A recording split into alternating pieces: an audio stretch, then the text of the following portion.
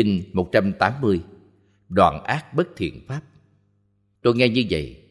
Một thời Phật ở tại vườn Cấp Cô Độc, rừng Cái Kỳ Đà, nước Xá Vệ. Bây giờ Thế Tôn nói với các tỳ kheo: như có người bị lửa đốt đầu và áo, phải làm sao để cứu? Các tỳ kheo bạch Phật: bạch Thế Tôn, phải gấp rút nhanh chóng nỗ lực tìm cách để dập tắt nó.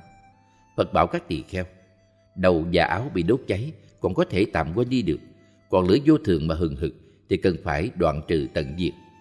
Vì để đoạn trừ lửa vô thường nên pháp ác bất thiện đã sanh thì hãy đoạn trừ. Khởi ý dục, tinh cần, nhiếp tâm khiến cho tăng trưởng. Vì để đoạn trừ những pháp vô thường nào mà đối với pháp ác bất thiện đã sanh thì hãy đoạn trừ. Khởi ý dục, tinh cần, nhiếp tâm khiến cho tăng trưởng. Vì để đoạn trừ sắc vô thường, đoạn trừ thọ, tưởng, hành, thức vô thường, nên đối với pháp ác bất thiện đã sanh thì hãy đoạn trừ. Khởi ý dục, tinh cần, nhiếp tâm khiến cho tăng trưởng. Chi tiết như kinh trên. Cho đến Phật nói kinh này xong, các tỳ kheo nghe những điều Đức Phật đã dạy, hoan hỷ phụng hành. Như kinh vô thường, quá khứ là vô thường, vị lai là vô thường, hiện tại là vô thường. Quá khứ, vị lai là vô thường, quá khứ hiện tại là vô thường, vị lai hiện tại là vô thường, quá khứ, vị lai hiện tại là vô thường. 8 kinh cũng nói như trên như vậy. Như pháp ác bất thiện đã sanh ra sẽ được đoạn trừ. Pháp ác bất thiện chưa sanh sẽ khiến không sanh. Pháp thiện chưa sanh sẽ khiến sanh ra. Và nếu đã sanh rồi sẽ khiến tăng trưởng rộng. Nếu khởi lên ý muốn tìm cách nhiếp tâm làm tăng trưởng, ở trong 8 kinh cũng nói như trên như vậy. Như 32 kinh nói về đoạn trừ vô thường, 32 kinh nói về nên hiểu biết, nên nhàm chán, nên dứt trừ, nên dừng nghỉ, nên buông xả, nên diệt tận, nên bạc dứt, cũng nói đầy đủ như trên như vậy. Kinh 181. Dục định. Tôi nghe như vậy. Một thời Phật ở tại vườn Cấp Cô Độc, rừng Cái Kỳ Đà, nước Xá Vệ. Bây giờ Thế Tôn nói với các tỳ kheo: như có người bị lửa đốt đầu và áo, phải làm sao để cứu? Các tỳ kheo bạch Phật: bạch Thế Tôn, phải gấp rút nhanh chóng nỗ lực tìm cách để dập tắt nó.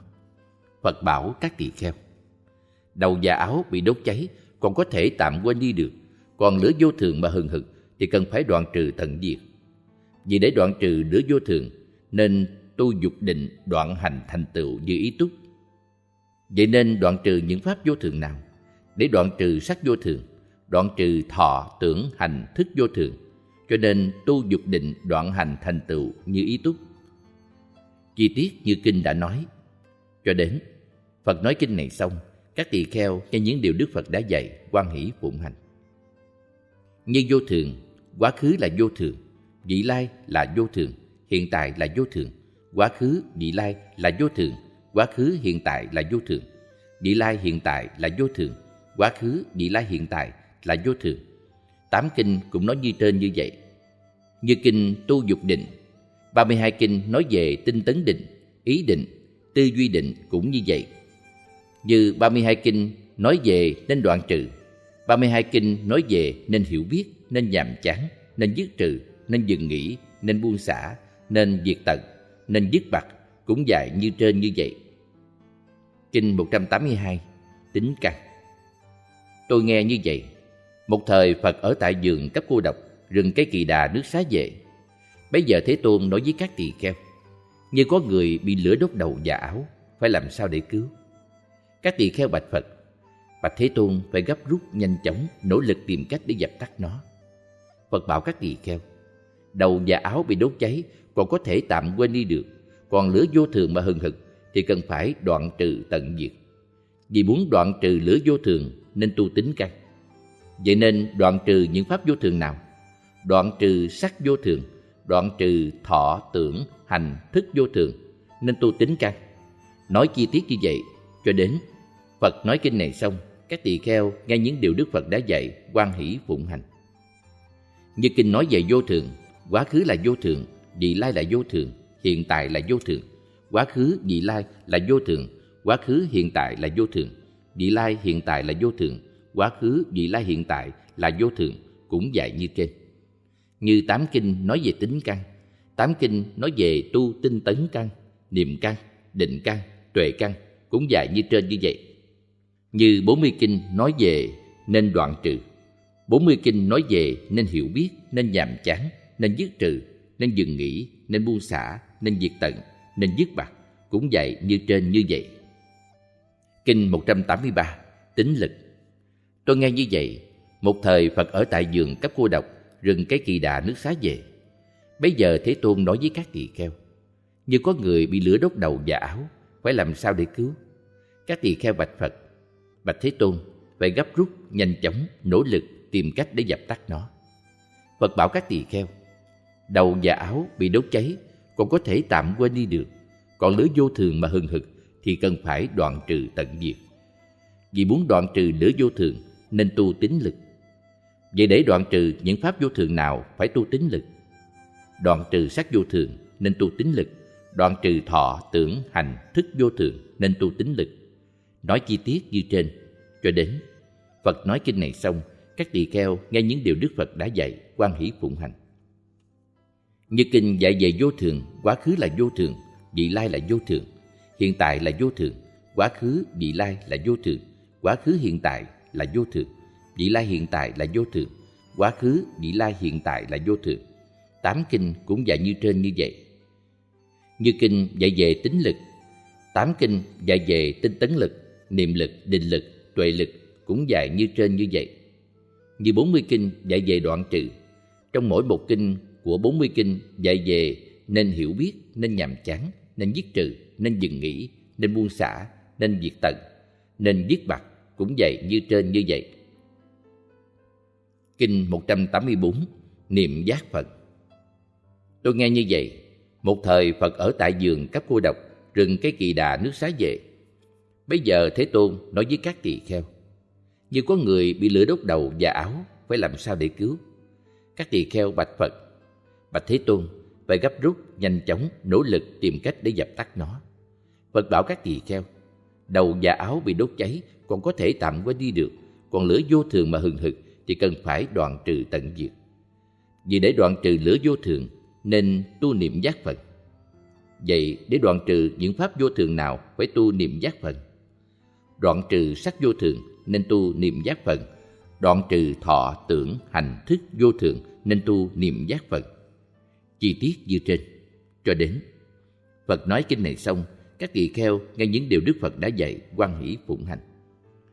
Như kinh dạy về vô thường, quá khứ là vô thường, vị lai là vô thường, hiện tại là vô thường, quá khứ vị lai là vô thường, quá khứ hiện tại là vô thường, vị lai hiện tại là vô thường, quá khứ vị lai hiện tại là vô thường. 8 kinh cũng dạy như trên như vậy. Như 8 kinh dạy về niệm giác Phật. Trong mỗi một kinh của 8 kinh dạy về trạch pháp giác Phật, tinh tấn giác Phật, hỷ giác Phật, trừ giác Phật, xả giác Phật, định giác Phật cũng dạy như trên như vậy. Như 56 kinh dạy về nên đoạn trừ. Trong mỗi một kinh của 56 kinh dạy về nên hiểu biết, nên nhàm chán, nên dứt trừ, nên dừng nghỉ, nên buông xả, nên diệt tận, nên dứt bặt cũng dạy như trên như vậy. Kinh 185 Chánh kiến. Tôi nghe như vậy, một thời Phật ở tại vườn cấp cô độc, rừng Cái Kỳ Đà nước Xá Về. Bây giờ Thế Tôn nói với các tỳ kheo: như có người bị lửa đốt đầu và áo, phải làm sao để cứu? Các tỳ kheo bạch Phật: bạch Thế Tôn, phải gấp rút, nhanh chóng, nỗ lực tìm cách để dập tắt nó. Phật bảo các tỳ kheo: đầu và áo bị đốt cháy còn có thể tạm quên đi được, còn lửa vô thường mà hừng hực thì cần phải đoạn trừ tận diệt. Vì để đoạn trừ lửa vô thường nên tu chánh kiến. Vậy để đoạn trừ những thứ lửa vô thường nào phải tu chánh kiến? Đoạn trừ sắc vô thường nên tu chánh kiến. Đoạn trừ thọ, tưởng, hành, thức vô thường nên tu chánh kiến. Chi tiết như trên cho đến Phật nói kinh này xong, các tỳ kheo nghe những điều Đức Phật đã dạy, hoan hỷ phụng hành. Như kinh dạy về vô thường, quá khứ là vô thường, vị lai là vô thường, hiện tại là vô thường, quá khứ vị lai là vô thường, quá khứ hiện tại là vô thường, vị lai hiện tại là vô thường, quá khứ vị lai hiện tại là vô thường. 8 kinh cũng dạy như trên như vậy. Như 8 kinh dạy về chánh kiến, trong mỗi một kinh của 8 kinh dạy về chánh tư duy, chánh ngữ, chánh nghiệp, chánh mạng, chánh tinh tấn, chánh niệm, chánh định cũng dạy như trên. Như 64 kinh dạy về nên đoạn trừ. Trong mỗi một kinh của 64 kinh dạy về nên hiểu biết, nên nhàm chán, nên dứt trừ, nên dừng nghỉ, nên buông xả, nên diệt tận, nên dứt bặt, cũng dạy như trên như vậy. Kinh 186 Khổ tập tận đạo. Tôi nghe như vậy, một thời Phật ở tại vườn cấp cô độc, rừng cây Kỳ Đà nước Xá Vệ. Bấy giờ Thế Tôn nói với các tỳ kheo: như có người bị lửa đốt đầu và áo, phải làm sao để cứu? Các tỳ kheo bạch Phật: bạch Thế Tôn, phải gấp rút nhanh chóng nỗ lực tìm cách để dập tắt nó. Phật bảo các tỳ kheo: đầu và áo bị đốt cháy còn có thể tạm quên đi được, còn lửa vô thường mà hừng hực thì cần phải đoạn trừ tận diệt. Vì để đoạn trừ lửa vô thường nên tu khổ tập tận đạo. Vậy để đoạn trừ những pháp vô thường nào phải tu khổ tập tận đạo? Đoạn trừ sắc vô thường nên tu khổ tập tận đạo. Đoạn trừ thọ tưởng hành thức vô thường nên tu khổ tập tận đạo. Chi tiết như trên cho đến. Phật nói kinh này xong, các tỳ kheo nghe những điều Đức Phật đã dạy, hoan hỷ phụng hành. Như kinh dạy về vô thường, quá khứ là vô thường, vị lai là vô thường, hiện tại là vô thường, quá khứ vị lai là vô thường, quá khứ hiện tại là vô thường, vị lai hiện tại là vô thường, quá khứ vị lai hiện tại là vô thường. 8 kinh cũng dạy như trên như vậy. Như 8 kinh dạy về khổ tập tận đạo. Trong mỗi một kinh của 8 kinh dạy về khổ tận đạo lạc, phi tận đạo lạc tận đạo cũng dạy như trên như vậy. Như 32 kinh dạy về nên đoạn trừ. Trong mỗi một kinh của 32 kinh dạy về nên hiểu biết, nên nhàm chán, nên dứt trừ, nên dừng nghỉ, nên buông xả, nên diệt tận, nên dứt bặt, cũng dạy như trên như vậy. Kinh 187 Vô tham pháp cứu. Tôi nghe như vậy, một thời Phật ở tại vườn cấp cô độc, rừng cây Kỳ Đà nước Xá Vệ. Bây giờ Thế Tôn nói với các tỳ kheo: như có người bị lửa đốt đầu và áo, phải làm sao để cứu? Các tỳ kheo bạch Phật: bạch Thế Tôn, phải gấp rút nhanh chóng nỗ lực tìm cách để dập tắt nó. Phật bảo các tỳ kheo: đầu và áo bị đốt cháy còn có thể tạm quên đi được, còn lửa vô thường mà hừng hực thì cần phải đoạn trừ tận diệt. Vì muốn đoạn trừ lửa vô thường nên tu pháp cứu không tham. Vậy để đoạn trừ những pháp vô thường nào phải tu pháp cứu không tham? Đoạn trừ sắc vô thường nên tu pháp cứu vô tham. Đoạn trừ thọ tưởng hành thức vô thường nên tu pháp cứu vô tham. Chi tiết như trên cho đến.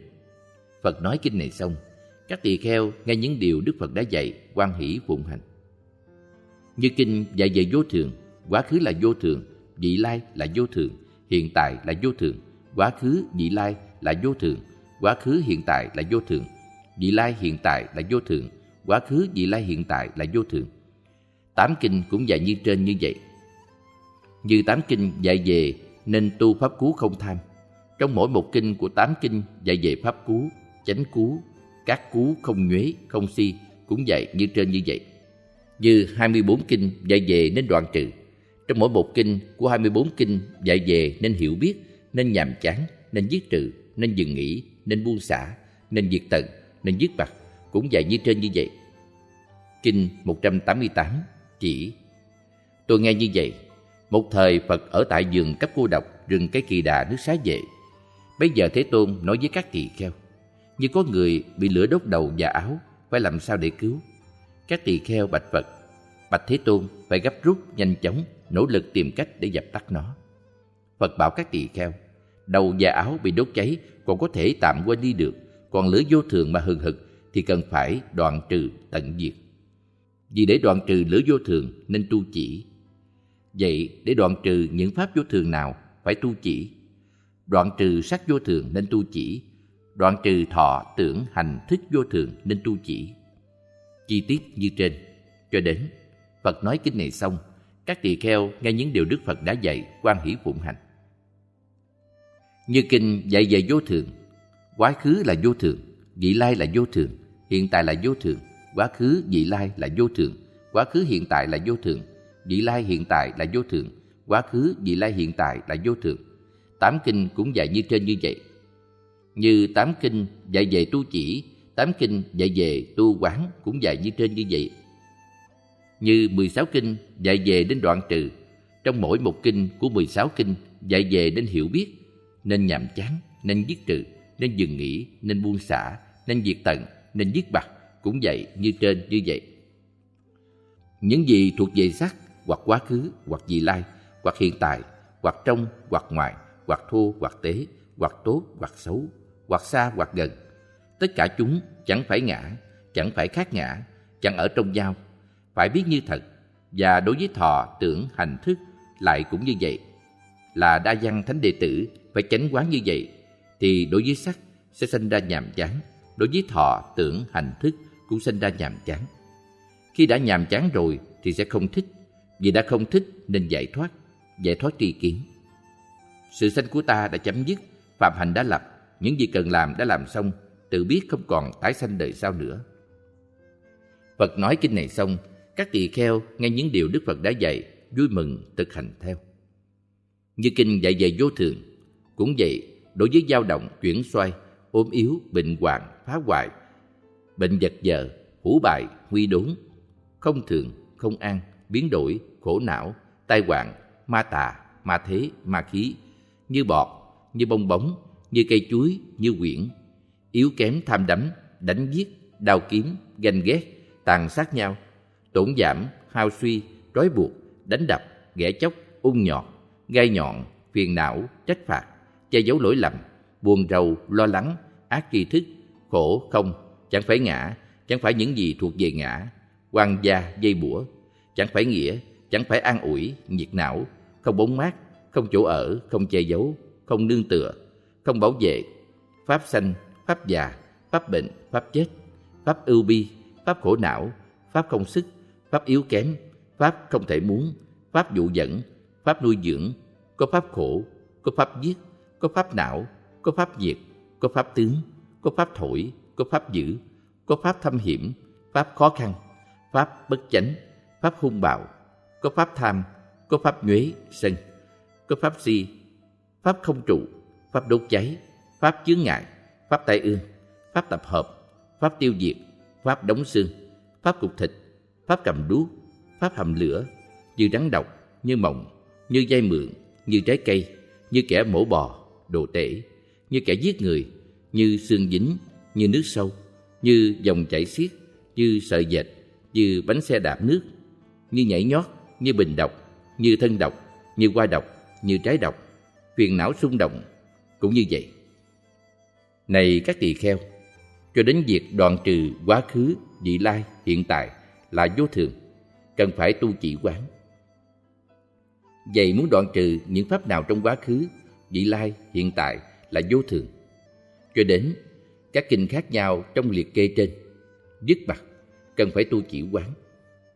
Vì muốn đoạn trừ sắc quá khứ, vị lai, hiện tại là vô thường, cho đến dứt bặt nên tu chỉ quán. Đối với thọ, tưởng, hành, thức lại cũng như vậy.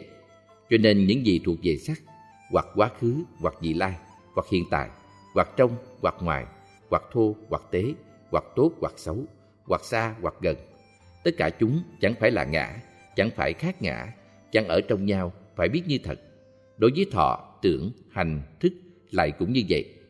Đa văn thánh đệ tử phải quán như vậy. Đối với sắc sẽ sinh ra nhàm chán, đối với thọ, tưởng, hành, thức sinh ra nhàm chán. Vì đã nhàm chán nên sẽ không thích, do không thích nên được giải thoát tri kiến. Tự biết sự sanh của ta đã chấm dứt, phạm hạnh đã lập, những gì cần làm đã làm xong, không còn tái sanh đời sau nữa. Phật nói kinh này xong, các tỳ kheo nghe những điều Đức Phật đã dạy, vui mừng thực hành theo. Kinh 189 Tham dục. Tôi nghe như vậy. Một thời Phật ở tại vườn Các Cô Độc, rừng Cây Kỳ Đà, nước Xá Vệ.